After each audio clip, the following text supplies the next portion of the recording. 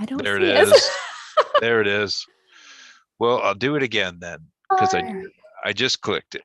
So we're going again. Hey, let's do it again. hey, We y'all. got this. Welcome to our Tuesday talks. We got the lovely Kaz from Journeying Soul Therapy and Heather from Quantum Healing Within. And we have our very special guest, Jessica Ross from Misfit Sanctuary. And I'm you all over right? here. I'm malfunctioning over here. What's going Sorry. on? I had the volume up and then I'm waving when you're introducing Jessica. So if you guys don't know this, this is actually, well, we're going to celebrate. This is our anniversary Tuesday talks. Our Oh. anniversary was actually last month, and we didn't realize it because we started it on my channel because of the dream that I had where Kaz and Heather and I didn't even know Kaz and Heather. We were all talking in this newsroom type thing, and we were talking about how to remove emotional baggage. And then that spawned Tuesday talks, and we've been doing it for a year now. Um, Wow. we're a little month behind. Amazing. So let's start out with Jessica has an incredible story, and we probably won't even be talking much. We're just going to let her just talk on. Um, she's healed herself from Lyme's disease, overcome addictions, many other things that she's incredible to talk to. So we're just going to let her run. The first thing that I want to ask Jessica is, tell us about the Lyme disease and how you overcome that. Okay, thank you so much. So Lyme disease is a vector-borne illness that is a cross between a parasite, a virus, and a bacteria. And it was first noticed in Lyme, Connecticut, which is why they call it Lyme, in the 70s. And it is just debilitating. They call it the great mimicker because once it gets into your body, it's shaped like it's a spirochete. So it's shaped like a corkscrew, which means it doesn't need a pathway. So it can literally just drill through your body systems, and then it sets up house. It goes into a biofilm, and then it multiplies, and multiplies, and it's even evolved to sense when a white blood cell is near, and it will create electric charge and zap that white blood cell. So it's Wow. even, and then people can have Lyme for 5, 10, 15 years, never have a problem. Then all of a sudden they're in a car accident and bam, they've got fibromyalgia, which is a big thing that pops up. Fibromyalgia is 9 out of 10 times Lyme disease. And so, which is why they can't find where's fibromyalgia coming from, because the government doesn't want people to know about Lyme because it's a cash cow for the medical industry.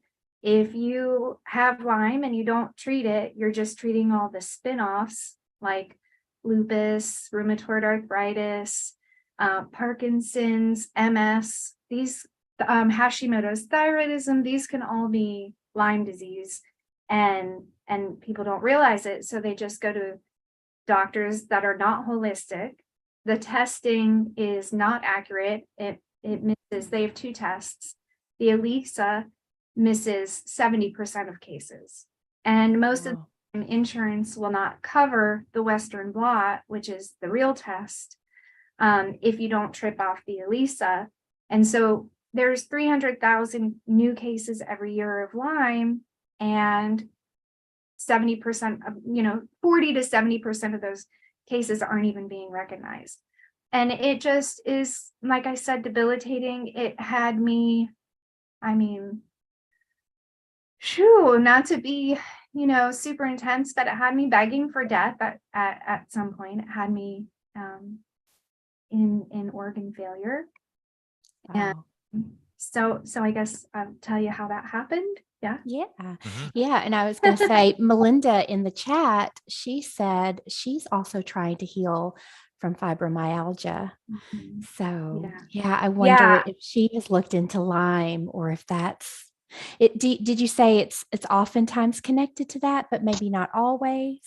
Yeah, it's a majority of the time it's connected, but there can be fibromyalgia symptoms also connected to if you're having histamine flares and parasites, sometimes it can give these fibromyalgia symptoms, but oftentimes still underneath all of that is Lyme. And so for people who test, so government funded testing is not efficient, and private testing starts at $500.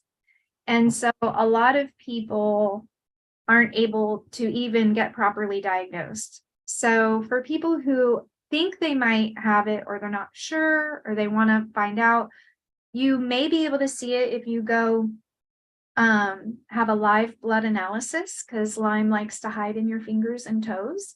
And so there's a big chance that you might catch a spirochete on the analysis. But also what I recommend is to introduce, there's lots of herbs that will treat Lyme. And so if you introduce an herb to kill Lyme disease, what will happen is you'll end up, after about 3 to 6 weeks, depending on how high your viral load is, you'll go into what's called a Herxheimer reaction, which is just to say the body's ability to detox the die-off coming from the treatment causes a healing crisis, and you usually get sick, really sick, So if you start a Lyme protocol, if you don't have Lyme, it's not going to hurt you. These herbs are not bad for you. It's not going to bother you. So there's no harm in trying them. Of course, check with, make sure that if you're on medications, that I'm sure there may be herbs that are contraindicated with certain medications. So make sure you look at that. But without like medications being a part of it, the herbs aren't going to bother you. And so if you take herbs for 2 months and you don't have any kind of die-off reaction or anything, then chances are it's something else. But if by 3 to 6 weeks you start to feel like it comes on, like you're getting the flu, but it just never goes away, and some people have seizures, some people have, my friend Jeannie is in the chat, and she's saying the Herx is the worst pain ever. It's just, you want to die. And so if you have that Herx, then there's your confirmation that you're dealing with Lyme disease. And then, there's a whole process to go through with that. So that's what I would recommend. And if you do have the financial resources to get tested privately, which is really what I would recommend, IGeneX Labs, IGeneX.com is the best testing that we have right now for Lyme disease. So yeah, Linda, definitely look into Lyme. Jessica, we had talked about this a while back too. Is there something that you can take to offset that detox symptoms that you had, or that you have with that? Is there what is there to offset those detox symptoms? Yeah, there's a lot. And the trick is like when you're introducing herbs, when you're doing this yourself, you want to take it to the threshold where like, oh, I'm in a Herx, I feel like I'm dying, and then just take a step back. And then you keep it low and slow at that rate so that you don't put your body in organ failure. And so you can live your life while you're going through it. It's a marathon. It's not a sprint. It's not going to happen overnight. But one of the things I offer in my office is a medical grade ion foot detoxes. So you can do those. Again, I want to recommend that you go to a practitioner that has a medical grade machine, because there are a lot of machines on the market that have not been made properly, and they put positive ions in the water, which will cause problems. You want something that's third-party tested. But you can do detox baths. You can, which is just Epsom salt. You can put some apple cider vinegar in there in a bath, you want to stay in for at least 30 minutes. You can stay in longer, but detox starts at 20 minutes. You can do far infrared saunas, some other detox. There are all kinds of herbs that you can take that will help the body detox. Cleanses, liver cleanses. You really want to support your liver and do cleanses. Enemas.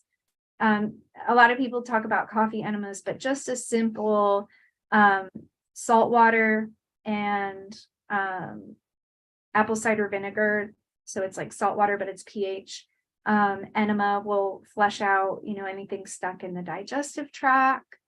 When you're doing a parasite cleanse, they always say you've got to open up the pathways, because if you don't open up all of your pathways, then all of those parasites are just going to die off within you and not release from the body. Right. Is that an important part of doing that type of detox as well, or is it different? No, it is. I would say detoxing is probably even it's like right up above treating it. Because really, the body will fight. It will take care of itself. It will do its own thing. It's just there's something in there impeding its natural process. And so I would really recommend, before anyone starts doing a Lyme protocol, start doing detox for a month or two before, to get the lymphatic pathways moving. One of the first things Lyme does when it moves into the body is it shuts down the lymphatic system, so that you can't detox that stuff.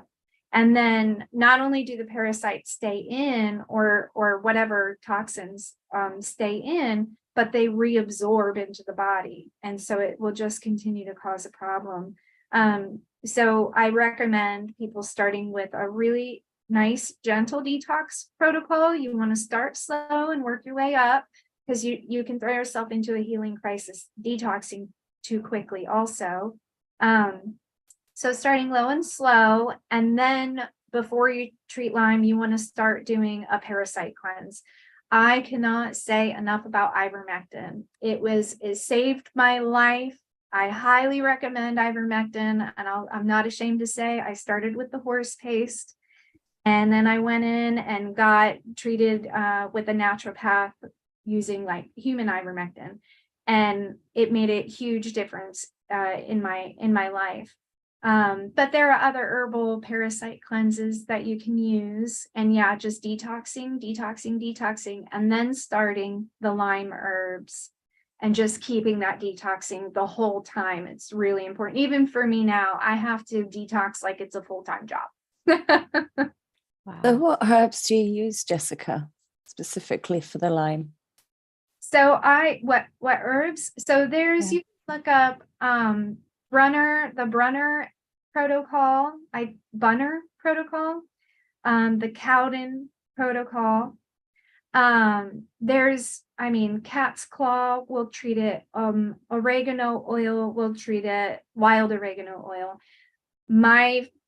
What I used was cannabis. If you ingest full spectrum cannabis, you do need the THC in it.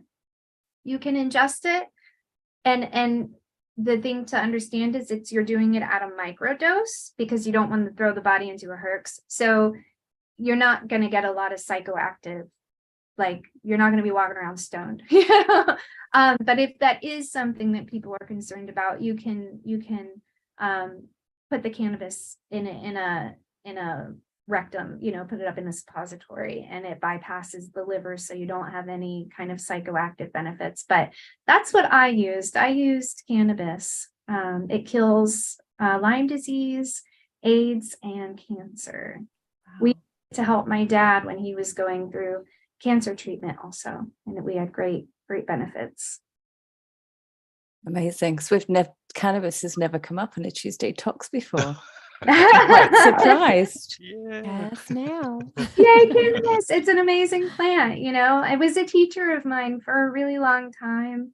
And then, I everything to me relates to vibration. So cannabis is going to be at a certain vibration. And if we're a lower vibration than cannabis, then it's going to help raise our frequency. But at some point we might go above where cannabis is. And then if we use it, it'll we'll feel it drop us down. I think that's when people have a lot of anxiety and negative effects from it. Like, it's not for everyone, but it's incredibly helpful for Lyme. But there are a lot of other herbs that you can use if cannabis isn't your thing. Wow. That's interesting. So can we go back to when you first discovered you had Lyme, and how did that happen? So I was born with Lyme. I have congenital Lyme disease. The CDC just switched to reflect that is one of the ways that it can be passed. And so I was sick from the time I was, what I can remember is like 4 or 5 years old. I had my first symptoms. My neurological system kind of shut down. And I one day just woke up and couldn't walk.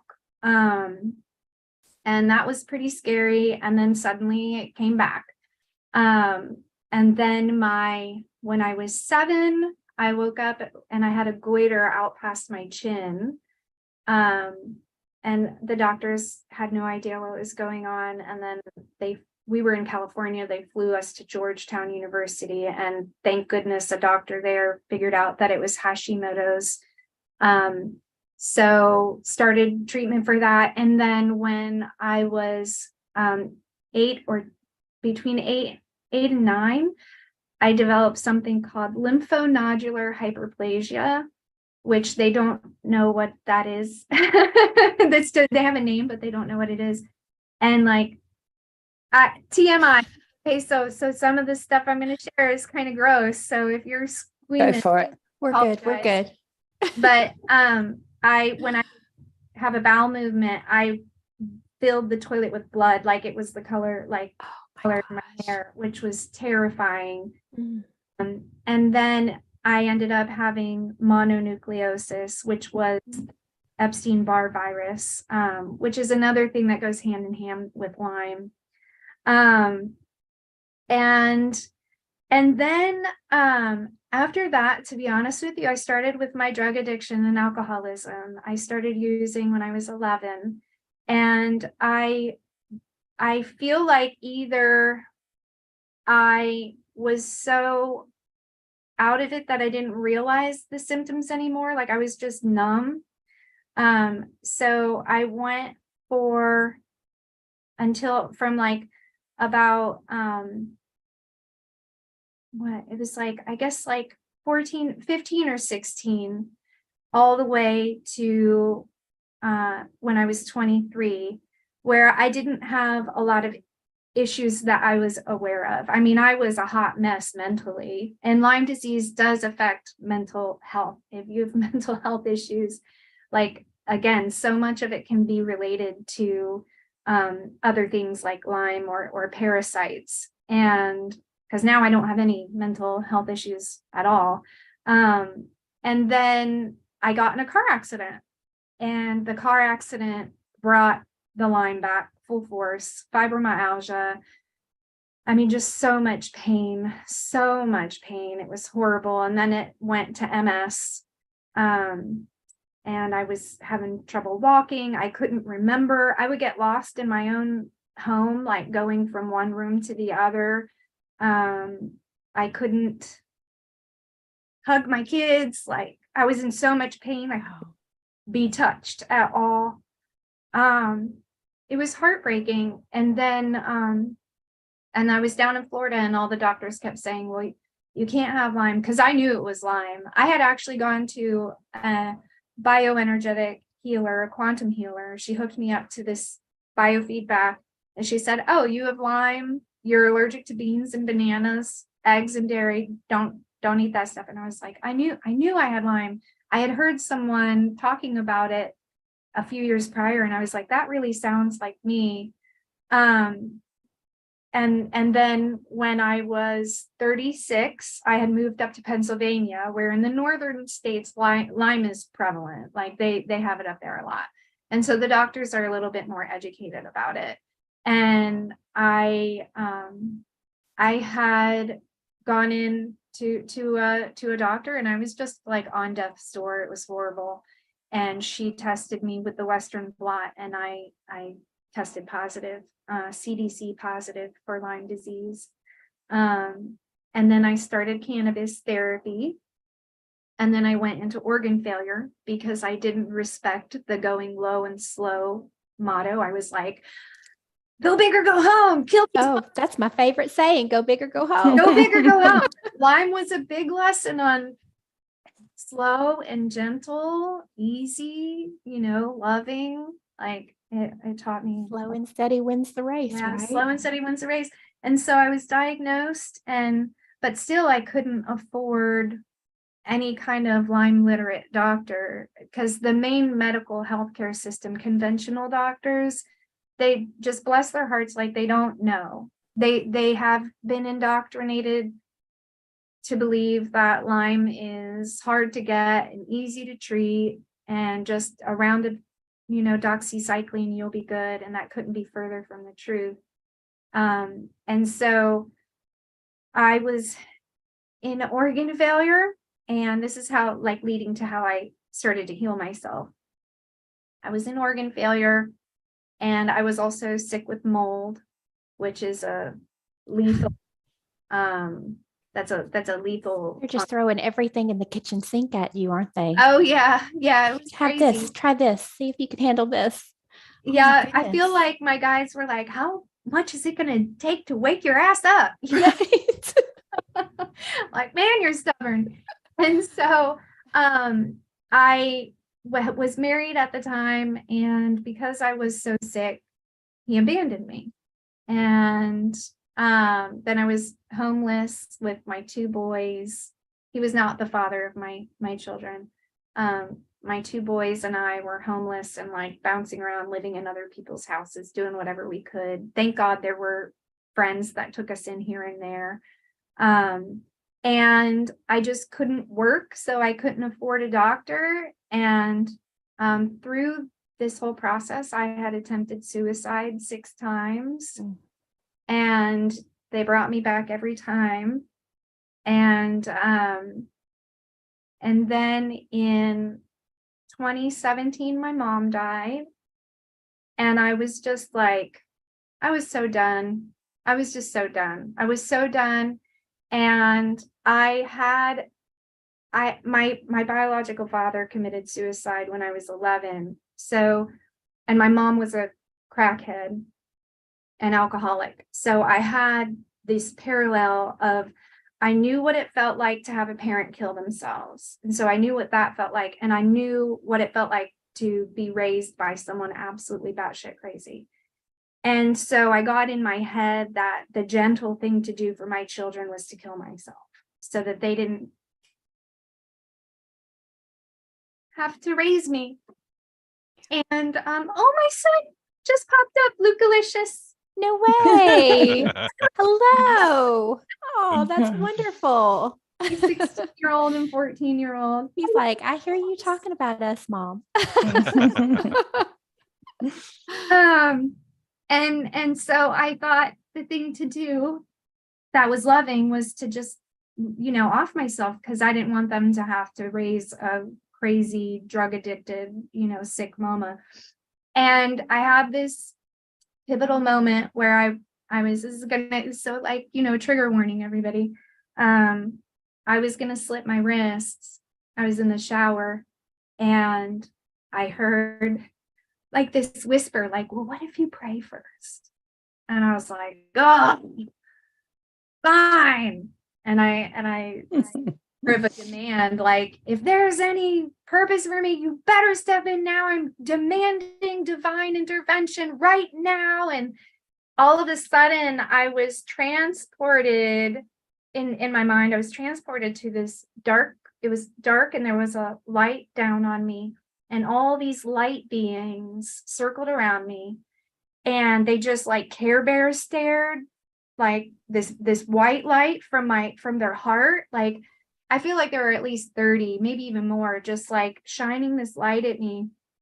And then Archangel Michael came in with this massive sword that was almost as big as he was. And he starts like cutting all around me, like my head and my back, my sides, like under me, just like cutting all over. And then just like that, all the pain, all the grief, all the sadness, like the desire to not be here anymore, it literally left in a second, to the point where I'm like ugly crying, like about to throw up. I'm crying so hard, and then suddenly nothing. And I was like, okay, I guess I'll get up now. I'm Like, done. I guess think that's I'm my good. answer. And then so I prayed and I said, well, if I'm not supposed to die and the money to afford a Lyme literate doctor is not showing up, then there must be another thing I'm supposed to do. So I just said, okay, universe, send me what I'm supposed to do. And the book Metaphysical Anatomy by Yvette Rose, every household needs to have this book. Yes. Here, I'll show Every what it looks household. like. Yes. Yeah. Yes. It's an excellent My book. God. It's big. Oh, look at that. Yes. Do I have to get mine? Do I have Yes. to? Get your Do you book. have it too? Oh, Look at that. Oh, I should. I have Oh. mine too. It's just over there. You have to have Oh, one of yes. So those. that book came into my life, and I didn't know anything about energy work or anything like that. And I just looked up. If you don't know what the book is, it's a list of over 300 different symptoms or diseases or physical manifestations of illness. And then it lists the emotional and energetic root to that illness. And so I looked up Lyme disease, and it definitely like resonated. And I was like, well, I wonder what would happen if I worked on this stuff, if my body would heal. I was like, I'm just going to experiment and see what do I have to lose? And so I joined CODA, which is Codependency Anonymous. And I worked on my codependency issues, which is a pretty big root. I'm willing to bet if you're dealing with Lyme, then you're also dealing with boundary issues. And then, you know, there's like relationship trauma and all kinds of stuff. And as I started to heal it and work on it, the pain got less and less.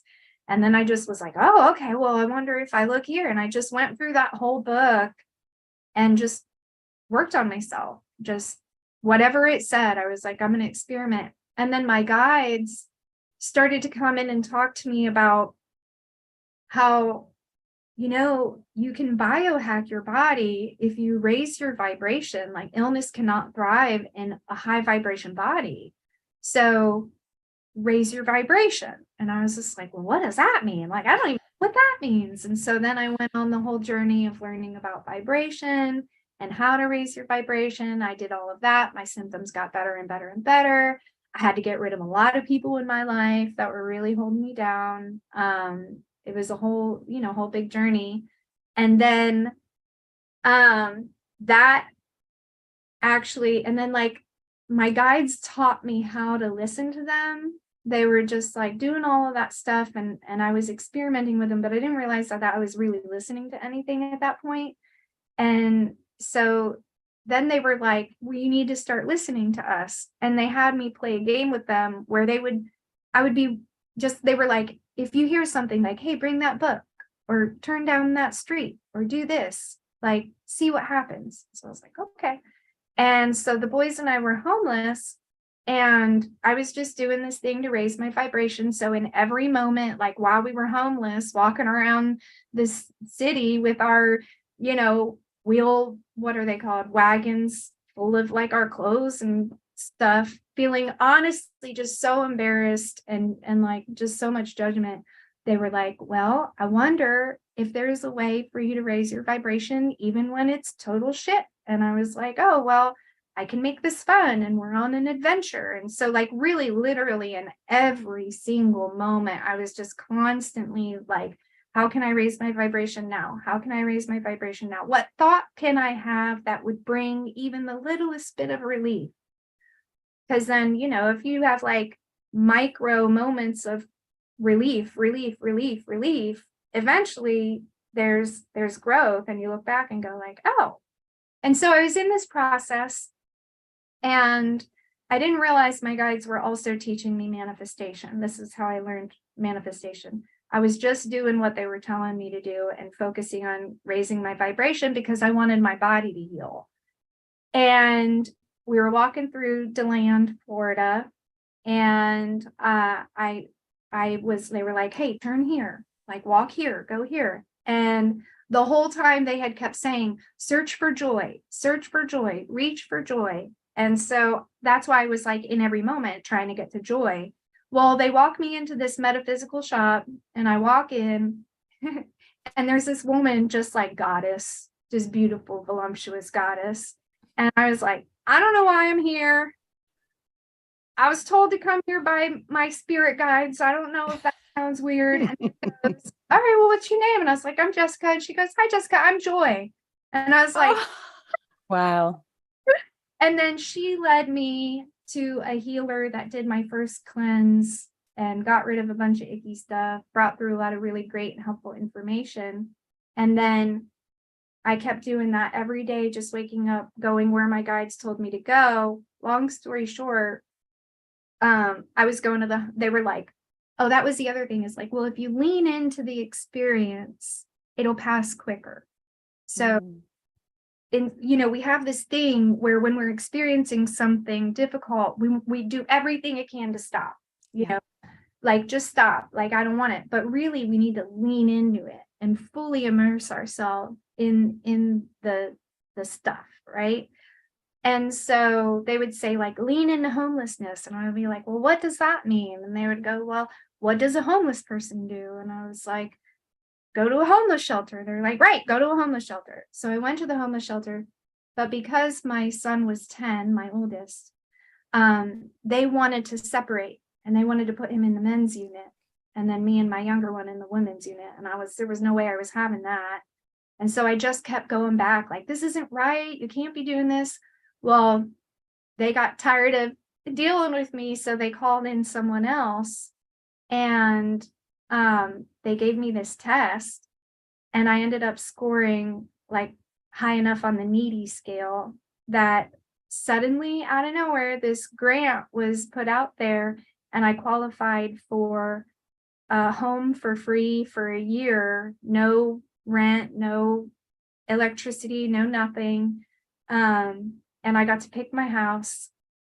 And one of the ways that I would raise my vibration in moments where it was hard to raise my vibration, like bringing myself present, didn't raise my vibration because I wasn't in a safe environment. I would go in my mind, and they would be like, what are you, by experiencing what you don't want, what are you being shown that you do want? And I'd be like, well, I'm in a home with these crazy people, so I want my own home. And they go, okay, well, what does your home look like? And I would go in my head and just walk through my home, and like, they were like, don't hold anything back, just whatever makes you feel good. So I was like, I want a brand new remodeled bathroom so I can take my detox bath. I want stained glass window. I want vaulted ceilings with exposed beams and hardwood floors. And I want a wall full of windows in my bedroom. And I want a patio with a cat door so my cat could go in and out. And I just built this house. And when I'm telling you, the house I got to pick to live in for that year was that house. Wow. It was so, and then they were like, that's how you manifest. That's incredible. I was like, oh, okay. So it's just been an ongoing journey like that, taking out the things that are lowering my vibration, people, places, things, thoughts, beliefs, and listening to the guidance. And so now I'm at a place where my guides are like, okay, good job. Now you're better. Now show other people how to do it. Yes. That's what I'm doing. Yeah. I think how that's we the go most through it, incredible isn't it? story I've ever heard in my life. They should make a movie. You can have a Thank movie you. made about your Didn't your life, I guide think. say to write a book? Yeah, they've been Yeah. telling me for quite a while to write a book. Yeah, I that's something that I'm working on. I've been really working on Misfit Sanctuary, the property. So I have Misfit Sanctuary, my healing business, where I do BQH and Theta, spiritual life counseling, my detoxing. But my big project is a 3-year rehabilitation program for people who have been abandoned due to Lyme or chronic illness. I had to open it up to chronic illness because a lot of people have Lyme and they don't know they have Lyme. So it brings these people in and gives them respite and safety. And the first year is just, healing, herbs, rest, unwinding the nervous system, realizing that you're safe, working through all the stuff, using the metaphysical practices. And then the second year, they're introduced to the permaculture education model, and they learn how to grow their own food and medicine and herbs and how to use them. And then in the third year, they build their own tiny home. And so everyone leaves with a home, a vehicle to drive it, comprehensive knowledge of natural health care, spiritual practices, a way to grow their own food. Maybe they can turn that into a business for themselves, or at least they can feed themselves healthy food. And so I'm really working on anchoring that in right now, which maybe writing the book needs to happen to make that happen. I am aware that might be a possibility. So, but I definitely, it's going to happen. Wow.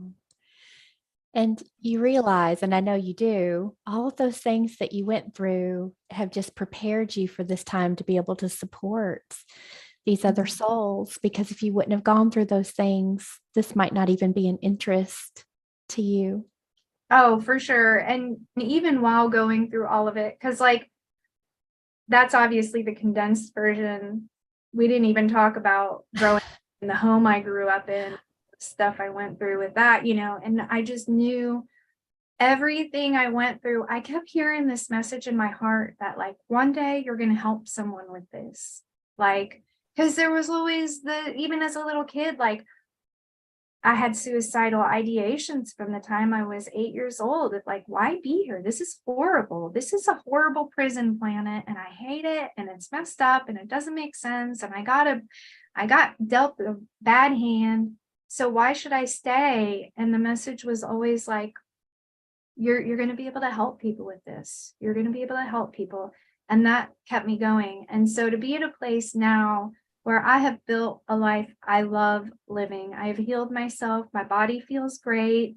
And that I get to wake up and do what I do every day. I never in a million years, y'all, 15 years ago, I was a drug addicted, stripper that was doing things with her body she shouldn't be doing, doing drugs and, God knows what else. Never even had a thought that I could be something more. And now I wake up every day and I get to do this, and I get to feel good about myself. And it just, and then I go to bed every night and I'm just so grateful. Oh my God, I got to be a part of someone's healing, I got to hold their hand while they figured out how to heal themselves. Because I don't believe I heal anything. Everybody heals themselves. But I got to be a part of that. Wow, and I never thought that I could feel like this. So if you're struggling with suicidal ideations, just I really implore you to do whatever you can to stay and work on raising your vibration and healing, because when you're in that space, you can't foresee really that it could be better. It's you just can't see from where you are that it could be better. But that changes every time you shift up, every time you shift up, every time you shift up. And it can be miraculous if you allow it. I think some people just don't know where to start on their healing journey, right? It's so overwhelming. There's so much information. So I think that book is a great idea. Yeah. Do you have any other ideas of where people could start that are so entrenched in and overwhelmed? Yeah. And it is overwhelming. I would first recommend starting with detoxing mind, body, and spirit. Like, and understand that baby steps are mountains to the vibrational world. You make a tiny little step in the right direction, and it has massive, like, return. Now also with that, I want to give this concept, because a lot of people will say, well, I've been doing little things for a long time and nothing has gotten better. And so what I realized is, like, if we're on a train track and there's a 0 point on the train track, right? And we've been taking our little train all the way down into the negative for, 30 years or whatever. The train doesn't just like, it slows down, it stops, it slowly starts going the other way. And so how far you've gone into the negative, you have to pull yourself up out of that. And then you'll cross this like 0 point where then everything kind of keeps going. So you really do have to be diligent with it, and not just say like, oh, I've done it for, a couple of weeks or even months or a year. And I would say detoxing is the first place. There are so many toxins in our food. That's a great place to start, because some of the chemicals that they put in our food are neurotoxins. And so they make it hard for our brain to function and think correctly. So if you have, like, minimal access to money or things like that, food is a great place to start. Learning about herbal remedies, because before conventional medicine, in I think 1917, big pharma was introduced, all there was natural medicine, and everything from big pharma came from a natural source. And so realizing that there are natural counterparts to the pharmaceuticals, and looking at, like, well, what do I need the pharmaceutical for, and working on whatever that is. But I think working with your food is probably an easy place to start for people, maybe, even if it's just, oh, instead of buying, hamburger helper, I'm going to make hamburger, helper myself. I'm going to figure out how to make it myself. Just even if it's just one thing, if it's like, oh, first I'm going to work on, going gluten-free, or first I'm going to work on removing, preservatives from my diet. But I think detoxing mind, body, and spirit, really looking at, your diet, what you're putting into your body, and your thoughts, what you're thinking. If you have a negative loop of thoughts going through your mind over and over and over, your body is going to reflect that. And so it's really important to work with the thoughts. And, like, I feel like I'm proof that you can be going through really horrible things, really, really horrible, wretched, awful, unimaginable things. And you can choose, because it is a choice, you can choose to stop and go, okay, wait, is the thought I'm having building me up or breaking me down? Yes. Okay, it's breaking me down. Okay, how can I choose to look at this in a way that might bring just the slightest bit of relief? And the way that works often is, like, what I coach my clients through is, if you're feeling like crap, like your stinking thinking is going on, first bring yourself present and ground yourself and see, like, is there actual danger? Is there something going on that I need to be crazy about? Most of the time not. And oftentimes just doing that will calm the feelings, because a lot of times we're having these feelings because our mind is dissociated and it's either gone into the past in a bad memory, or it's projected forward and it's bringing something from the past into the future, saying it's going to be horrible. And so I feel like anxiety and like some of these feelings we have is just an alarm system from the body saying, hey, you're not here. You're not here. You're thinking things that are messing you up. Like, come back. There's a toddler at the driving wheel, like, bad. And then you come back present and you're just like, oh, okay, everything is okay. But what do you do when you come back and everything isn't okay? Like, what if you come back and you're in an abusive relationship and someone is yelling at you, or you're back in your body and your body is extremely and painful? It's like, okay, well, can I take a step forward? Can I walk away from this person? Can I, can I do something to change it? And if not, going into that mental creative space of raising your vibration, bringing relief by literally like projecting your mind into a space that brings relief, looking at, if you're in an unhealthy relationship, putting yourself in a space of, what partner do I want? Like, oh, my partner, oh, it feels so good. My partner is talking to me respectfully and respecting my boundaries, and feeling what that would feel like, because your brain doesn't know the difference between something actually happening and you thinking it happening.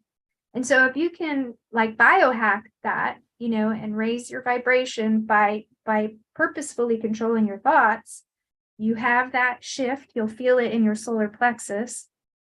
You'll have that shift where you feel just a little bit of relief. And then the trick is you want to celebrate that. Like, it's like you just like won the lottery. Like, oh, I did it. Click. I felt that. Like, oh, I feel better. I did that. I made myself feel better. Look at me. I am so awesome. Like, I'm doing this thing. I'm healing myself. I'm amazing. This is wonderful. I'm so proud of myself. Because then you go from just a little bit of relief to like, boop, you're all the way up in joy and gratitude. And that does massive, massive things. And you may have to do that literally every minute. I had to do it literally every minute for a long time.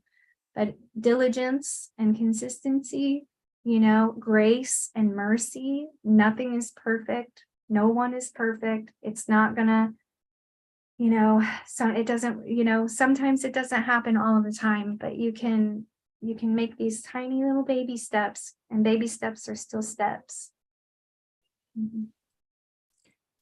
Yeah, sorry, I was going to say, I think that's a key component, is no one is perfect. Oh, right. Because we look outside of ourselves and go, oh, they're perfect and their life must be perfect. And we're not. None of us are. No, it's like, what is that? Like, what even is that? Where I think I tell people, I'm like, the only thing you can do perfect is clean. I don't even do that. Spotless, I love cleaning. Cass has that down. Heather's working on that over here.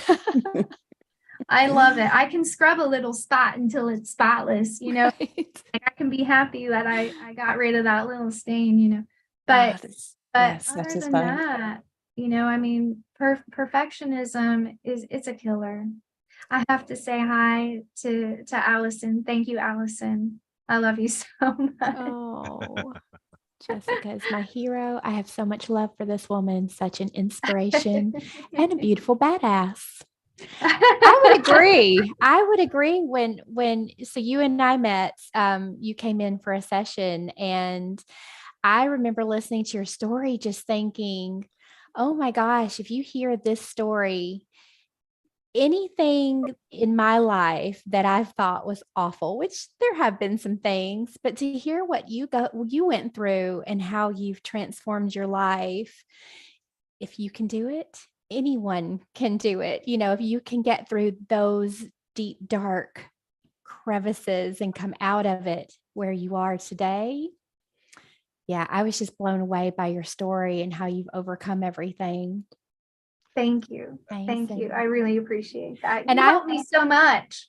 Well, thank you. It was a joy to do it.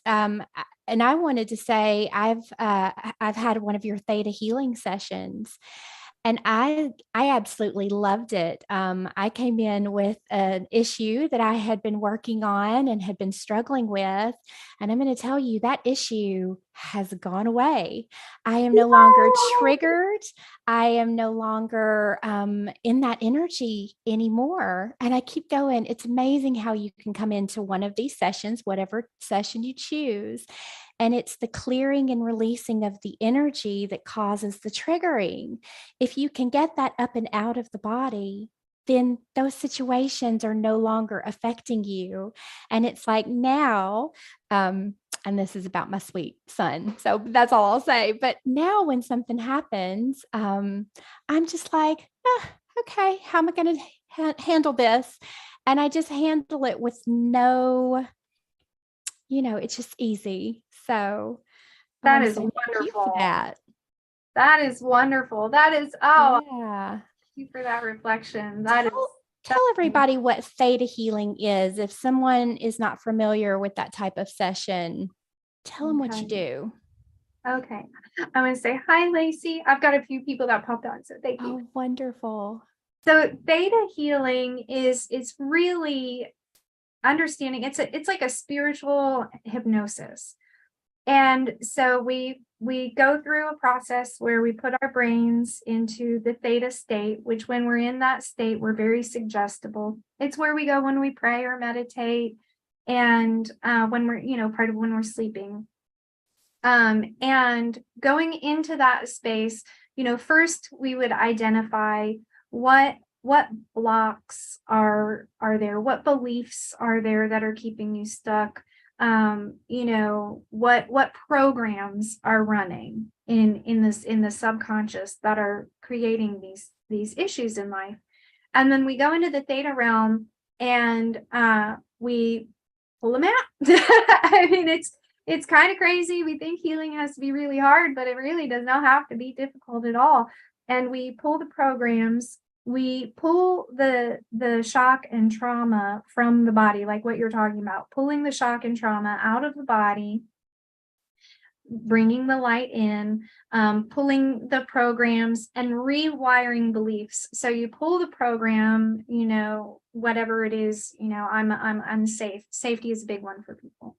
Pulling the program of, I'm unsafe, and then downloading with source, creator, universe, God, whatever you use there, downloading the body with that energy of safety, like of what source says safety is, not this world thing.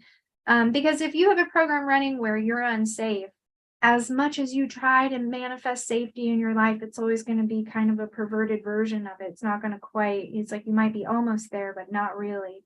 And so you can pull that program and download other programs. You can download feelings. You can pull feelings out. It's pretty miraculous. And I want to give a shout out to my teacher, Michelle Orwick in Orlando. This woman, I mean, if it weren't for her, I wouldn't be where I am today, because I came to her. Other people had recommended me to go to her because life was, so messed up. And she did a session on me and she was like, my guides are telling me to offer you that you're supposed to do Theta. And so I'm going to offer you this certification for free. This is what you're supposed to do. And I was just like, what? Like, I didn't know. I'm like, why would I do that? Like, it didn't make any sense to me. And so I went through 4 levels of her program, became a spiritual life coach through her. And her program is amazing and awesome. She's wonderful and awesome.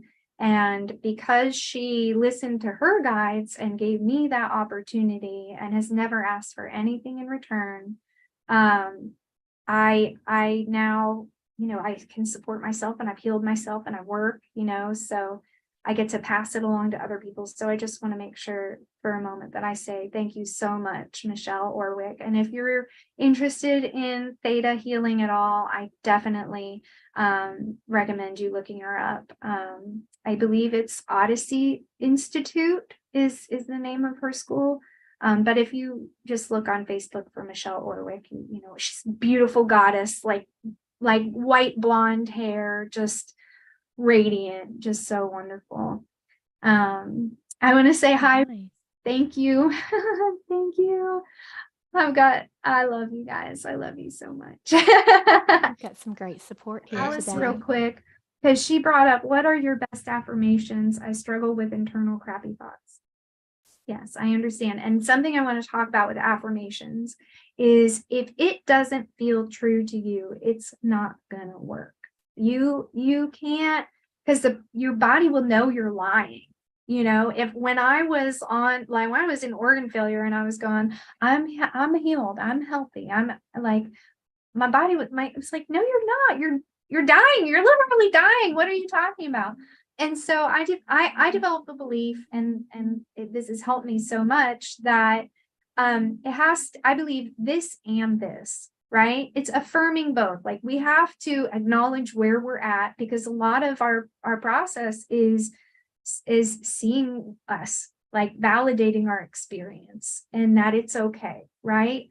And where I want to be, you know? So it's like, although right now my body is in pain and I'm having a hard time imagining it any other way, I also know that I've seen other people do this work, and I'm doing this work. And so I believe that it's possible. And I look forward to being happy and healed and whatever it is. So it's like this blend of this and this, like they both can be true at the same time. And then you set the ball rolling for the manifestation of what you really want.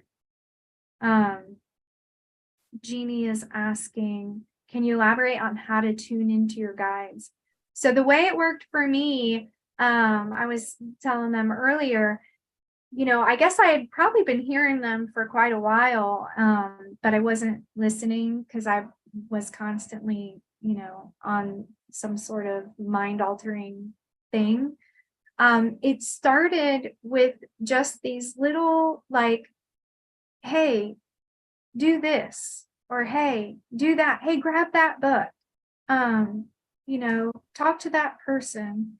And honestly, it was just experimenting. It started as a game. And then I started seeing numbers, and I would look up what the numbers were, and it felt like communication was there. And so working with your guides is just like developing a relationship with another person. You want to develop it, you know? And so, and also, not to say that someone cannot hear their guides when they're in a lower vibration, but you can hear them easier when you raise your vibration. So again, detoxing and working on your thoughts so that you're not kind of down in the stinking thinking, it'll be easier. And just playing that. Just playing, you know. Stinking thinking. Mm-hmm. It's like a t-shirt with stinking thinking on it. Yeah. I want to make a t-shirt, because what my guides have always said is shift up or shift out. Either way, the light is coming into the planet. I feel like we've got several t-shirts from this episode alone. We have like a whole store of merch after this. What a good anniversary session. I know. Perfect. Yeah. Jeannie had said like gut feeling, so that's what we're talking about. What are your connections to your guides, right? Not physical voices. Yeah, I think that's what she means there, Jeannie. Said like gut feeling. She has a question there. So what was it? About Jeannie connecting with your guides. Yes. Elaborate on, like gut feelings. Yeah. No, it's not like gut feelings, and it's not, well, I'll be honest with you, when they really started talking, I thought I was schizophrenic. Like, because my mom died and it got real loud. And it was interesting because she was coming to me, but I didn't believe it was her because she was so nice. I was like, no, this is a demon trying to convince me that it's my mom, but my mom would never say these nice things, you know? And then later in that first healing session I had with somebody, she was like, oh, your mom is here. Can I bring her through? And I was like, yeah. And she's like saying all the nice things. And I go, well, why didn't she tell me herself? And she goes, well, she has been, but you don't believe it's her. And I was like, oh, you're real. Like, you're legit. Okay. And so I started listening to my mom, is really how it started. And there was a time where I was like, am I going crazy? Because it's not like you're hearing a voice like I'm hearing your voice. But it's definitely it's coming from inside, but it's not me. Like it's way more wise than I am. And then I was like, how do I know I'm not schizophrenic? Because obviously I had struggled with mental health illness. And so I was like, oh, this is it. Like, I finally broke, and they said, they were like trying to tell me I could listen. And I was like, I don't know. What if you tell me to do something? And they said, well, here's the rule. If it's anything other than love for yourself or love for another, if it's anything other than love, if it's ever anything that tells you to hurt yourself or someone else, then it is not us, and do not listen.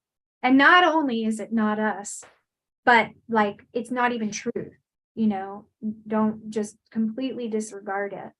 And so I would really recommend, like, just really playing with it. Listen for when there's those soft little nudges that says, at first, I guess I didn't realize that it was a voice I was hearing. I guess it did kind of come in a gut feeling. Like I just felt like I needed to take my book, like Metaphysical Anatomy. Like I just needed to take the book. And I was like, well, why do I need to take the book? And it was like, I just need to take the book. And I would take the book.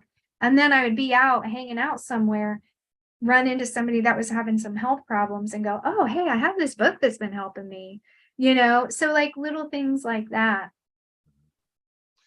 And Vanetta, go ahead.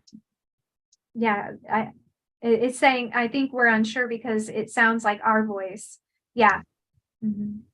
And I guess, how we explain it in a session is, the higher self. When we're talking to the higher self, our guides, our higher self, it's your voice at a higher level. It has your best interest in mind. And it's a still, soft, loving voice that's speaking to you. Mm-hmm. So it's not this booming voice that comes in and says, you need to do this. Mm-hmm. It's your voice at a higher level. You're always connected.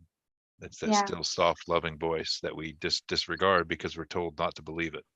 Mm-hmm.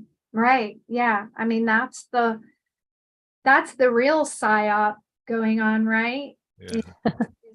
Are these lies that we don't have control over our reality? We can't heal ourselves with our thoughts. I mean, that's the real psyop, because if you believe that you can't, then you're right. You can't. If you believe that you can, then you totally can, and not to say that it didn't take a physical intervention for me. Like I said, I do take ivermectin, I got my detox machine. So there are like physical things, because it's mind, body, and spirit. But I'll say, I feel like because I did so much work on the spirit and emotional connection, when I introduced the physical things, it was so fast. Wow. Can you buy ivermectin over there in the US? I don't think we can get it here. It's difficult to get here. That's right. When I started with the horse paste. I started with the horse paste during COVID. And a lot of us Lymies, that's a term of endearment, by the way, with people who have Lyme. We call each other a Limey. So with other Lymies, there were so many of us that had been afraid to try ivermectin because it's an animal medication. We forget that we are animals. We are mammals. And so a lot of people through COVID started to take ivermectin as a prophylactic treatment. And then they realized, like, oh, this is actually helping Lyme. So I started with the horse paste, and then I contacted a nurse practitioner from the Hippocrates Institute in Jupiter, Florida, and she has me now on human ivermectin. But it can be hard to get a hold of. Wow. Yeah, I know people here were taking it during COVID, and they had to order it from India. Mm-hmm. It's quite sad that they obviously hold these drugs back from us, right? Yeah, I mean, and that just speaks volumes, really, about the efficacy, and the plan, Yeah. overall plan. While we're talking about that, Alice asked a question a while back, and she said, when the scary flu hit in 2020, did you know that you treat yourself naturally? Oh, so that's kind of another crazy story. So I full of it. So I had been, my stepdad had liver cancer. And so I had gone up to Pennsylvania, and I had been taking care of him for about 6 months. And in November of 2019, I got a vision where I saw all transportation being shut down. I saw, like, you couldn't fly and you couldn't drive anywhere to get to anybody else. Everything was shut down. And I called my children's father, who was still really close. We were together for 9 years, separated for 5, and then through this experience we got back together. And I'm so grateful. Being in our healed form is just so beautiful. And so I called him and I was like, hey, I had this vision. It's really freaking me out. I'm nervous to be away from you and the kids. And even if, you're in DeLand, or you're in Orlando and I'm in DeLand, I don't think we're going to be allowed to get to each other. And he's just really always appreciated my witchy ways. And so he was like, okay, well, why don't you come back for a little bit and stay with us? Because he had the boys while I was taking care of my dad. And I was like, okay. So I come down, and in the middle of December, I got back. The entire house got what we now know was COVID, but we didn't know it then. And so to me, I was just like, oh, this is grief, because I got pneumonia. And I was like, I looked it up in the book, and I was like, oh, this is grief. I'm grieving the fact that my dad is dying. And this totally makes sense. And I'm just going to process it and be with it. And I probably should have gone to the hospital, but once you have Lyme for a while, you go to the hospitals, you kind of get like an aversion to these doctors, because kind or helpful.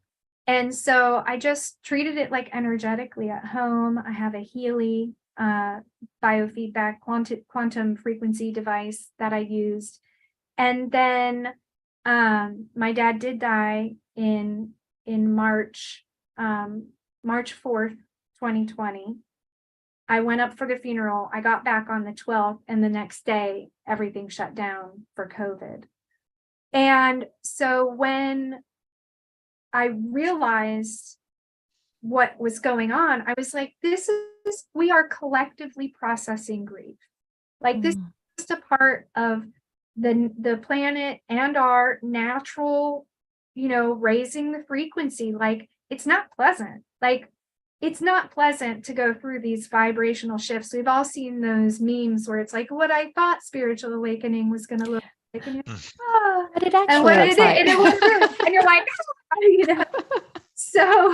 so like, understanding that just because it's not pleasant doesn't mean it's not productive. Just because it's not pleasant doesn't mean it's not a good thing. Like, sometimes healing can be painful, but again, we can go through these painful experiences, and instead of slipping into the fear of like, oh my God, we're all going to die or whatever, like, oh, okay, like, I saw great comfort in this is us as a planet raising our vibration, raising our frequency.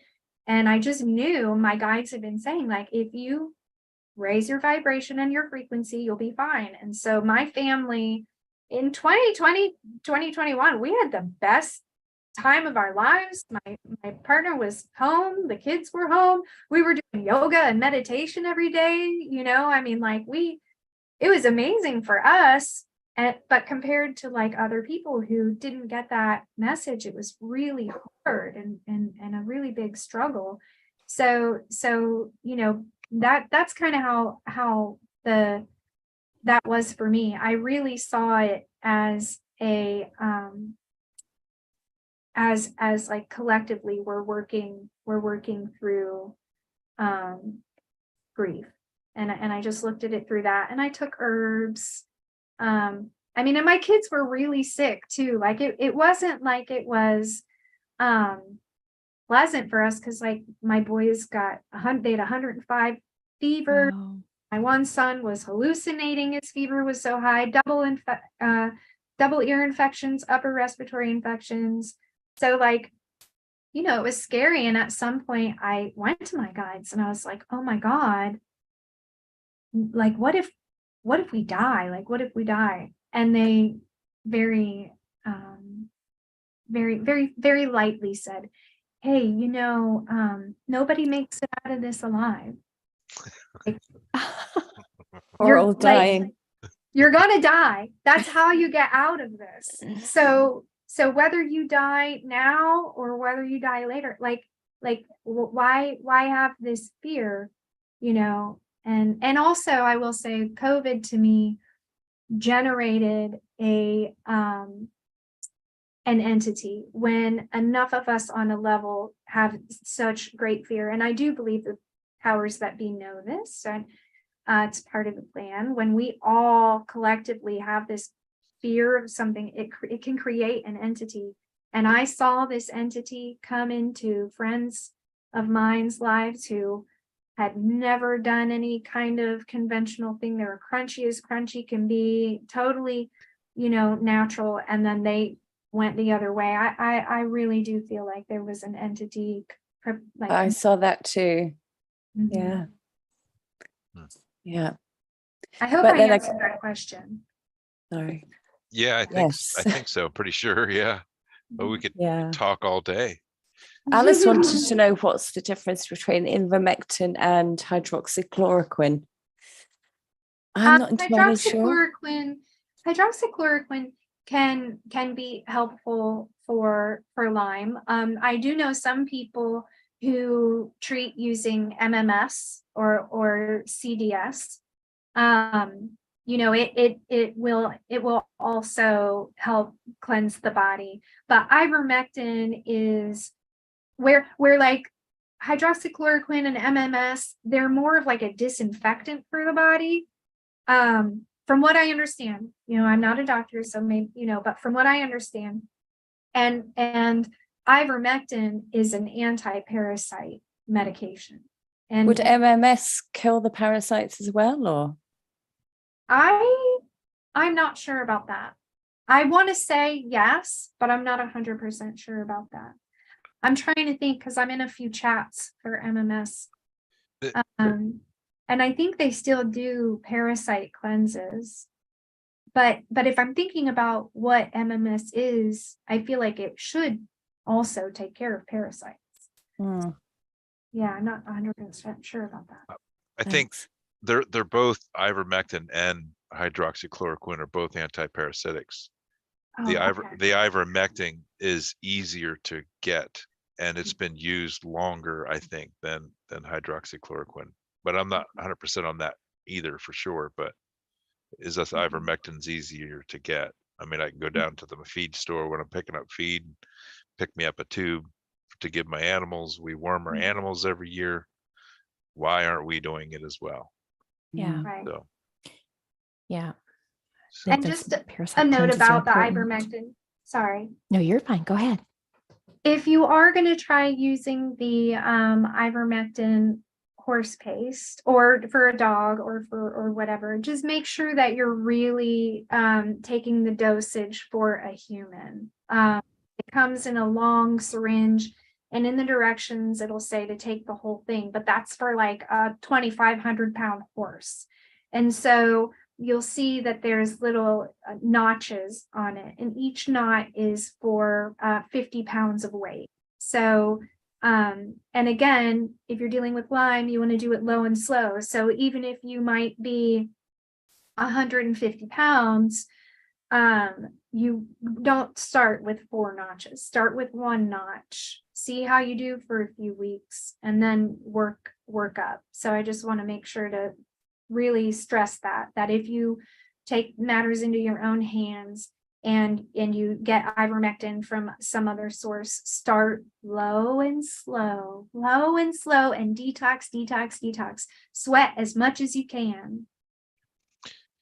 So, Jessica, do you feel that the ivermectin was more cleaning out the parasites was there, or did it actually help with the Lyme disease?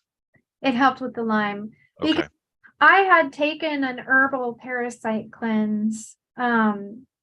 I think it was called Parasite, that I had gotten from my LLMD. Because at one point in the whole mess of things, my partner Carlos, he was in Bloodline, which is a show on Netflix. So he got paid pretty well from that, and we used that money to get me a doctor that knew what was going on. And so we went to LifeWorks Wellness Center in Clearwater, Florida, at Dr. Minkoff. And he had me on Parasite, which was a 30-day herbal parasite cleanse. And I guess I felt a little bit of relief afterwards, less crazy up here, a little less pain. But when I started the ivermectin, holy moly, so I was dealing with co-infections also. So I had Bartonella and Babesia.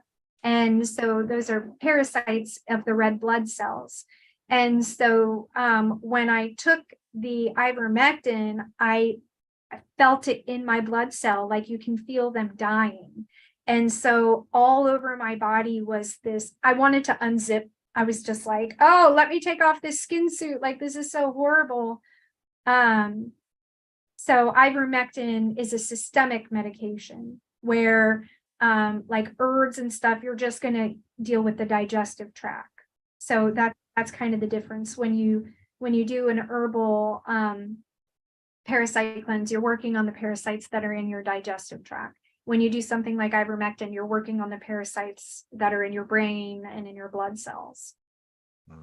It's making me want to get some of this. I was thinking, so everyone should be doing this.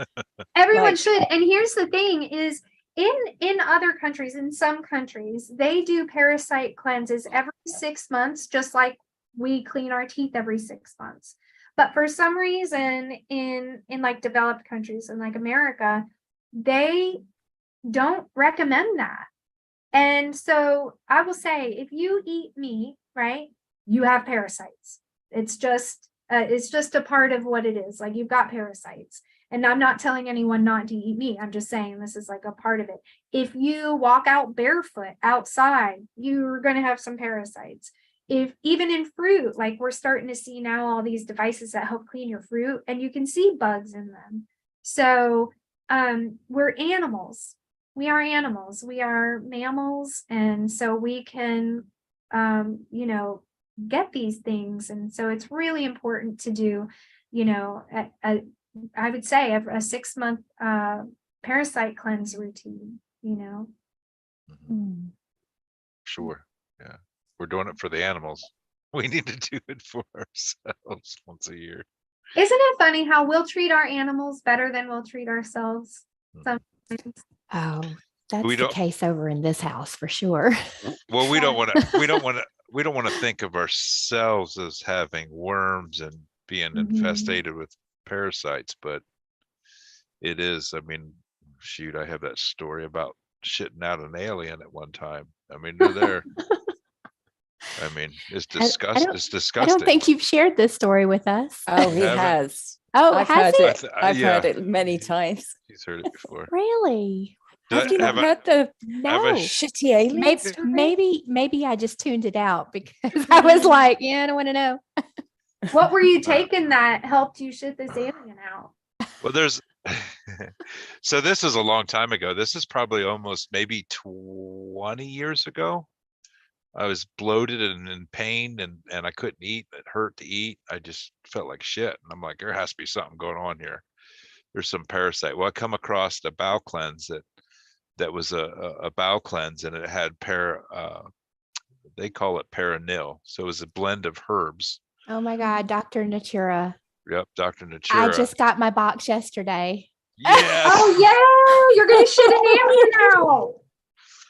So, I will be sure to let everyone know. so Ange did it, and she was upset because she didn't shit an alien out. But maybe she didn't have one there. But the one day, because I was working as a medic, and I'm taking this bowel cleanse, and it was real easy. It was a easy cleanse. It wasn't nasty. I didn't have like diarrhea and just nasty shit. Because you just take that perennial, the herbs, and you follow it with a fiber, and then you're just drinking a clary tea at nighttime, and it's a really good tea. Yeah. It gets the bowels moving. So I was working as a medic, and I'm on this probably a month, and my partner, I went into the restroom, and I'd always check my shit, because on Dr. Natura's website, I don't think they have as many pictures as they used to, but people would send pictures of what they shat out. They're holding out things that look like snakes. There are some pictures. Yeah. And so the one day I went in and took a shit in the bathroom, we were working, and I'm like, dude, you have to come in and look at this. I'm poking it with the toilet plunger. It was that round, smooth skin, and it looked like a fucking alien that I just shat out. I go, I did not eat that. It wasn't is it mucoid or it's the plaque mucus that builds up in the intestines, like the brown. It's what sits on the inside of the intestines, and that this stuff gets that out, which is. It was a big parasite, is what it was. Do you think it was a parasite? Oh, it was just. Did it have eyes and horns? Smooth skin. I couldn't see the eyes. I eventually, my partner was like, flush that shit, and I eventually flushed it. But I should have taken I was back when we didn't have cameras on the phone, or I would have taken a picture of it. But and then you felt much better after. Oh, immediate relief. I mean, I could eat again without pain and all that stuff. It was crazy. Wow. So, but that was before I even got onto this journey of us cleaning out the energetic parasites in our sessions, cleaning out the demons and everything too. I mean, this is way before that. And I knew that it needed a parasite cleanse. Speaking of those cleaning out demons, I thought one of the amazing things after we worked together, because when you came in to have your hypnosis session, you were still experiencing a lot of physical pain. Yeah. And so we went in and did our normal, what we do. And when we do our hypnosis sessions, we do the clearing and get all of that all those energetic parasites off.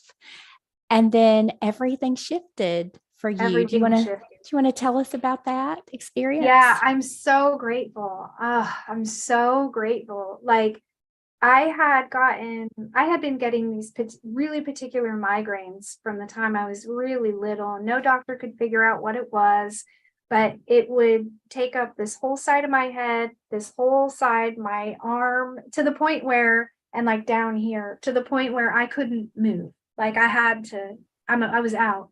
And at one point it kept me in bed for 9 months straight. And in the session, and it was so funny because it feels like you're making stuff up. So yeah, asking me the stuff and I'm just like, I'm totally making this up, but I'm gonna go with it. I'll play along. I'll do it. And then, but what caught my attention was I had always thought for some reason that the energy was feminine for some reason. I don't know why. I just thought it was. But then when you asked, like, if it were a gender, what would it be? I heard masculine and I was like, oh, all right, well, maybe I'm not making this up. And we went through this whole experience where we realized it was a child spirit named Oswald. 1920s. He had died getting hit by a train. I saw it in my mind when you took us back to his last day of life. I watched it. His foot was stuck in a train track and the train plowed him right where all my pain was. And when you pulled him out, he was just a sweet little spirit. Like he wasn't even trying to hurt me. He had attached to me. I had this moment where I was hiding in the stairwell and I was watching my biological father attempted murder. I was watching him try to murder my mom. And I remember back then feeling this, some presence come and be with me. And for some reason, I always thought it was an angel protecting me. But now I know it was Oswald came and he was just like, He wanted to make me feel better. He wanted to keep me company. He wanted me to know that I wasn't alone. And so he like bonded to my energy and didn't realize that he was causing all this pain for me. And so when you showed him, you know, the other side, and he saw his family there, he was like really excited to go. But when he went, it felt like, I don't know if you all have the experience of like sucking snot out, like with those bulbs of like sucking it out of your sinuses. You can like really feel it pull out.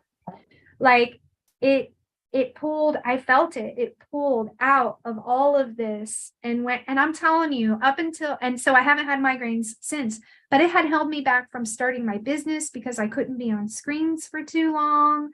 Like I couldn't watch TV with my kids. I couldn't do anything because for some reason screens really activated it. And I have not since our session. And I've been on the computer a lot, haven't had any problems. And then the other thing was there was an implant in my back in between my shoulder blades. And this, I could literally feel the weight of this in my energy body. I could feel the heaviness to the point where at the end of every day, you know, after sitting in a chair for, 6 hours for work, I would go home and I'd be like, I just have to lay down because this heaviness would just pull in between my shoulder blades. And so in the session, we realized that it was a tracking device from the Greys, that the Greys put these devices on us just to track and see what we do as humans. And I got it a few lifetimes ago, and you pulled it out and it had tentacles all through my body, and it pulled out, and I have no problems with my back anymore. I have no problems with my back. Sometimes my shoulder hurts a little bit, but I don't, like, that pain is gone. And then I had a really angry spirit in my stomach. He did not want to go. He was grumpy and mean. He was doing it on purpose. Yep. And he did not want to go. And so you got him out anyway, and he went into the light. But then also in my blood, there was, I don't remember what it was, but there was, I don't remember if it wasn't AI. I don't remember what it was. Oh, and then there was the fire spirit, like all through my body. Yeah. That's what I call it. It was like a fire. It created fire in my body, and you pulled that out, and I have Burning sensations. so much better. It's miraculous. Like, y'all need to get a session. You can have energy parasites and you can have physical parasites, and they probably all tie in together, don't they? Just yes. Our body's just full of things that we don't even know about. And Vanita, I had been told that pain in my spine was scoliosis my whole life. They were like, oh, that's just scoliosis. I have a tiny curve, not anything that should be creating so much pain, but we can get rid of these things, Melinda actually said that about scoliosis. Vanetta. Melinda, sorry. Vanetta said, so we would have agreed to the entities as part of our contracts, or not always. No, I did not agree. This life is set up for trauma all the way through it, and that's where these things attach to you to keep you down, keep you low. Yeah. So Alice, my session was on both of my sessions were on Heather's YouTube channel. Yeah. I don't know that they were particularly helpful for other people. They were so helpful for me. And the second session that we did, because the first session was pretty much, it was like a majority of the clearing and stuff. And then we talked to my higher self, and I got helpful things out of that. But really in the second one, when we did the past life regression, and then we spoke to my soul council and bringing in, the stuff of like needing to be seen, like looking at all the stuff that was really holding me back from moving forward with stuff, came up, and it was extremely helpful for me. I don't know if it would be helpful for other people, but it it was life-changing. Both experiences were life-changing. I think all the videos are so helpful. I think all the sessions that we share, because you never know who is going to watch that video and have a connection with your story. Like, oh my gosh, I'm going through that. Right. And they learn through what you experience. Your sessions, the last one is traveling through time. And the other one, the first one, is spread the light of healing. And your second one, so you were part of the Knights of the Templar. Yeah. Which was really interesting. I don't know. Have you guys had many sessions with Knights of the Templar? Because that was my first one. I've had Knights, but not specifically those. Not that one specifically. Yeah, it was so crazy because it started out that I was like this boy that was on a farm, but I was really artistic and I felt way more civilized than my farm family, and like I was meant for more, and then following it through, going forward in time, I saw my last moment where I was being stabbed as a knight. And then going into that, it was so crazy because there was this ornate box. It was just like this beautiful box, but it was rather large. And we were protecting it. Like we were that's why we were fighting, because there were always people trying to come and take the box. Someone said it's the covenant of the ark, and I didn't know that, but somebody had posted under your video that they thought that that's what it's meant to be, protected. And I don't know much about the covenant of the ark, but it sounds important. Now that I've done some research on it, I do believe that that's what it was. Okay. Because I have to plug my well, we would call it the Ark of the Covenant.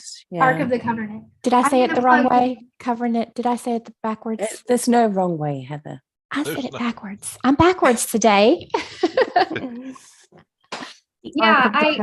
Covenant. Now that because I did some research after the person had put that under there, and I was like, oh, so I went and I did some research, and it makes sense that that's what it would be, because people would, like, there would be a line, and they would take the box into this room, and only people that had been trained could go in. Like that's why I wouldn't go in, because she was like, I was trying to get her to go into the box. I was like, go in the box and let's see what it does. She's like, I'm not doing it. No, because I knew if something bad would happen if you went into this room and you didn't have particular training. And they would put on, like, it looked like it just looked like not it kind of like a shield, but like a vest shield, like it slipped over and it just covered the front and the back, almost like if you're getting an X-ray and they put that shield over you to protect the rest of your body.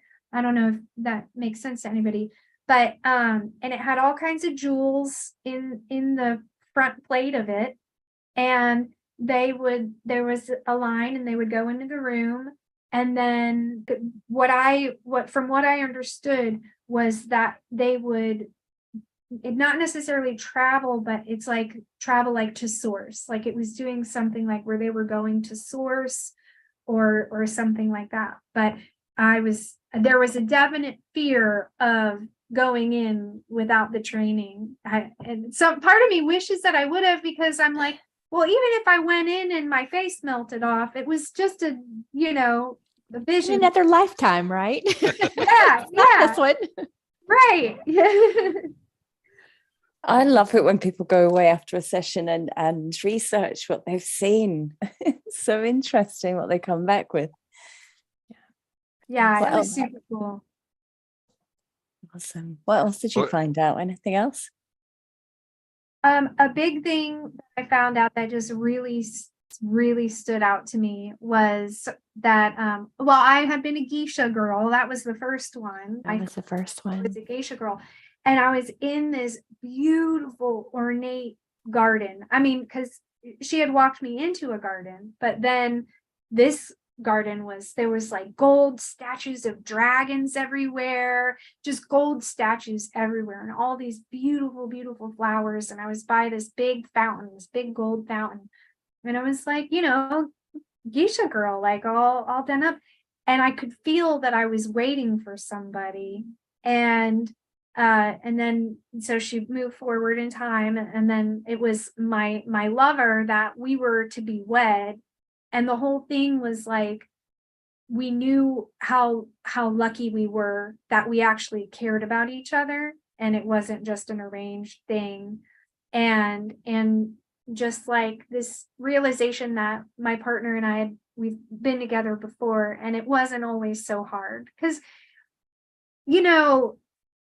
it's been really hard for my partner's name is Carlos. Like we didn't even talk about the fact that after I had my kids, I went into postpartum depression and postpartum psychosis, and I was out of my mind for 4 years, in and out of the psych ward.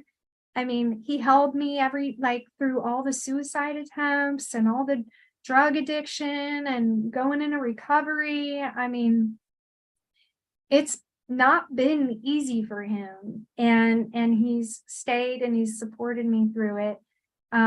Even when we separated, for the period of time, he was still always such a emotional support, and he was my best friend, through everything. And that's why I'm so glad that, we had to split up, because I had to heal my codependency, and he had to heal his stuff too. And now we've come back together in our healed states, and it's just like a beautiful relationship. I'm so grateful.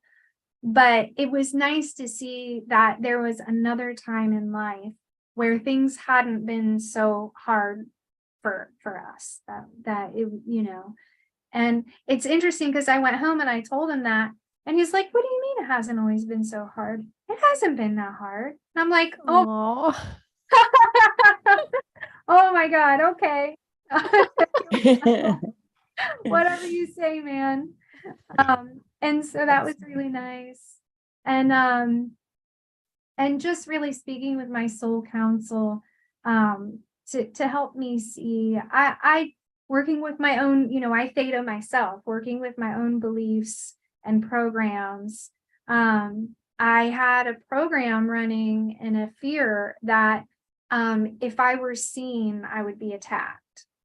And so I haven't been putting myself out there, like I mentioned before all this. I have a hard time getting back on social media, doing interviews, things like that, talking about my business or promoting my business, anything, because I really had this fear of being attacked.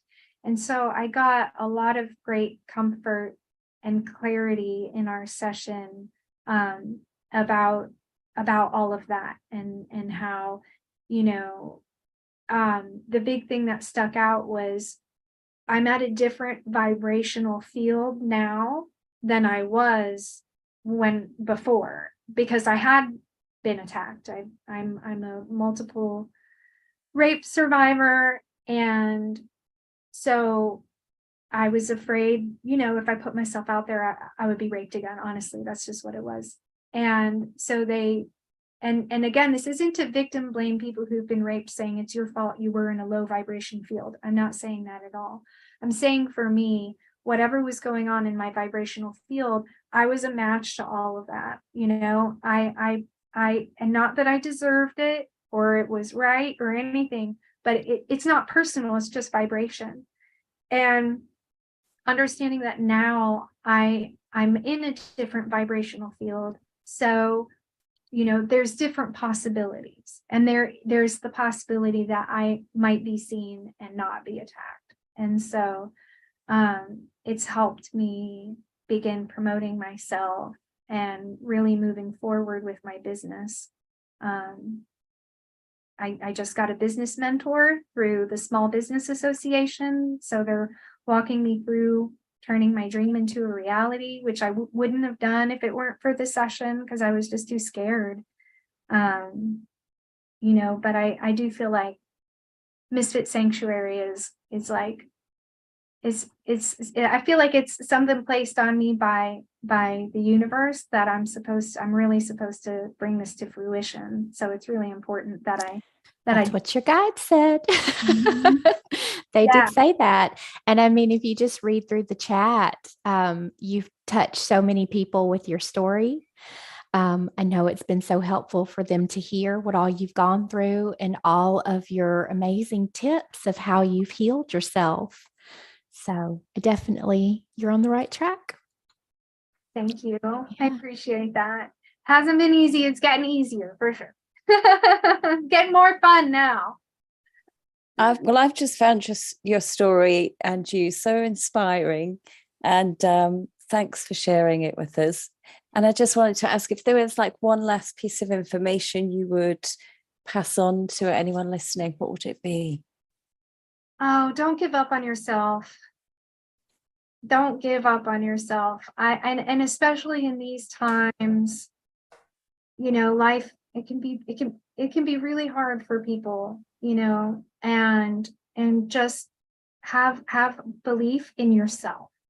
Have belief in yourself that you can get there. It might take a lot of work, but just don't give up on yourself, because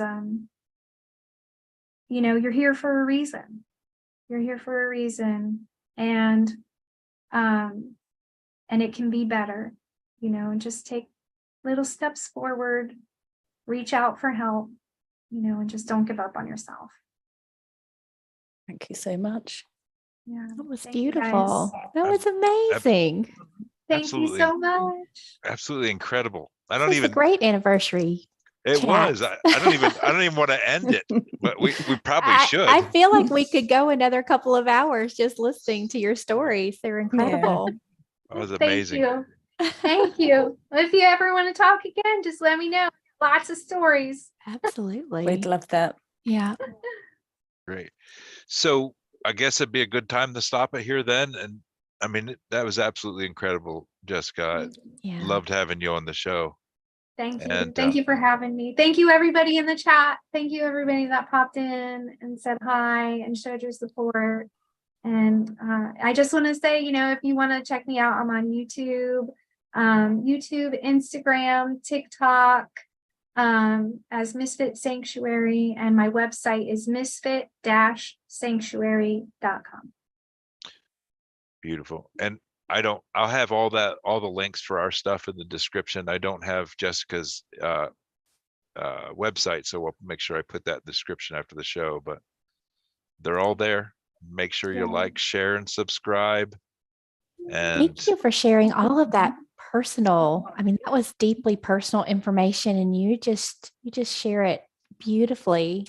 I could almost see, like, as you were talking, I could see you standing up or teaching classes with your sanctuary and helping people. It's natural for you. I don't know do you realize how natural it is? I'm glad it's off that way, because I'm like, I've got like pit stains, like I was so nervous, I have to give credit. Like, my mom got me into some theater. I was an actress for a time being. So it's easy for me to get into that space where I'm just like, okay, I'm just sharing what, like, whatever, like, and I just want to help people, like, and like, if sharing these nitty-gritty details of what happens helps somebody, then I'm willing to do it. Like, I mean, I'm through it now. I don't have any shame about anything. It was what it was, and I got through it. And so, although I was really nervous, I just want to, I want to be of service. Like, that's my prayer, is like, I want to be the hands and feet of God. I want to be the light that helps other people go, oh, well, maybe, and I feel like, because my story is so deep, and, we just scratched the surface of it. Like, I do feel like there is a place where people go, oh, well, maybe if she got through that, you know, maybe I can, and just will try a little bit. Yeah. Well, please keep Absolutely. putting yourself out there, because we need to see more. We need to see more Jessica. Yeah, you. Carlos is on there now. Oh, hi, Carlos. I love you. Thank you for being my rock. And so, Jessica, I'm not sure if you saw it back further in the chat. I don't know who said it. They said you need to write that book. Yeah. Yeah. For And sure. then the movie. And then the movie afterwards. And then we're all coming to the sanctuary. So I want all of that. Yes, all of that. Yeah. Mhm. I think I'm going to they have these like apps or programs that walk you through writing your book. I'm finally at the place where I'm like, okay, I know what I would write about. I feel like it would be such a long book. I'll have to really. Hey, why stop at one though? right. Yes, keep You could going. have a series. Yeah, true. That's not a bad idea. I could do She's it. like, I'll just add this in with all of the other things that I have going on. No problem. I'm willing to do it, because I do have this kind of sneaking feeling. It's like, well, I could work really hard to get all the, you know, financial vendors and all the things that I need to make Misfit the actual sanctuary reality.